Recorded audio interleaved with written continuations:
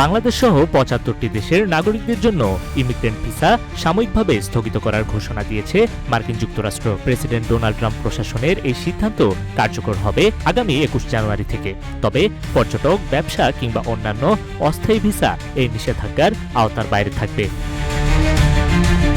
মার্কিন পররাষ্ট্র দপ্তর জানিয়েছে, যেসব দেশের নাগরিকেরা যুক্তরাষ্ট্রে গিয়ে সরকারি সহায়তা বা কল্যাণ সুবিধার উপর নির্ভরশীল হওয়ার ঝুঁকিতে রয়েছেন, সেসব দেশের ক্ষেত্রেই এই সিদ্ধান্ত নেওয়া হয়েছে। তালিকায় বাংলাদেশ, পাকিস্তান, আফগানিস্তান, আফ্রিকা সহ এশিয়া ও ল্যাতিন আমেরিকার বেশিরভাগ দেশগুলো রয়েছে। কিউব হোল্ডিংসের গল্পে সেই রেখাটি আঁকা হয়েছিল আজ থেকে ১ যুগ আগে।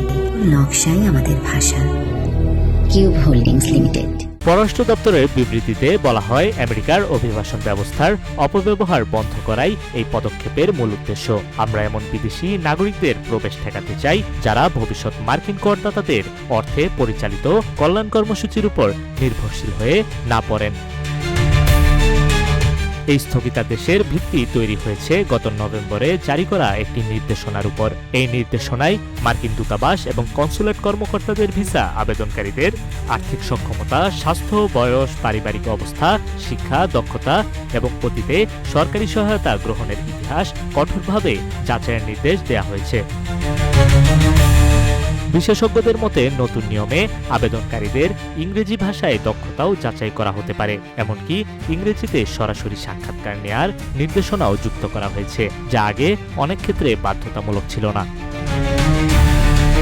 এই সিদ্ধান্ত বাংলাদেশের হাজারো পরিবারের জন্য বড় ধাক্কা হতে পারে, যাদের অনেকেই পরিবার ভিত্তিক অভিবাসন, স্থায়ী বসবাস বা গ্রিন কার্ডের জন্য আবেদন করে থাকেন। হঠাৎ করে প্রক্রিয়া স্থগিত হওয়ায় অনিশ্চয়তায় পড়েছেন এসব আবেদনকারী। যদিও যুক্তরাষ্ট্রের আইনে আগে থেকেও পাবলিক চার্জ হওয়ার ঝুঁকি যাচাইয়ের বিধান ছিল, তবে ট্রাম্প তার প্রথম মেয়াদে এই সংজ্ঞা আরও কঠোর করেন। বর্তমান সিদ্ধান্ত সেই নীতিকেই আরও এক ধাপ এগিয়ে নিয়ে গিয়েছে বলে মনে করছেন অভিবাসন বিশ্লেষকরা। আশার দিক হল, এই স্থগিতাদেশ পর্যটক এবং ব্যবসায়িক ভিসার ক্ষেত্রে প্রযোজ্য নয়। ২০২৬ ফুটবল বিশ্বকাপ এবং ২০২৮ অলিম্পিক গেম সামনে রেখে যুক্তরাষ্ট্রে পর্যটক ও ব্যবসায়িক ভিসার চাহিদা বাড়বে বলেই এসব ভিসা অব্যাহতি পেয়েছে।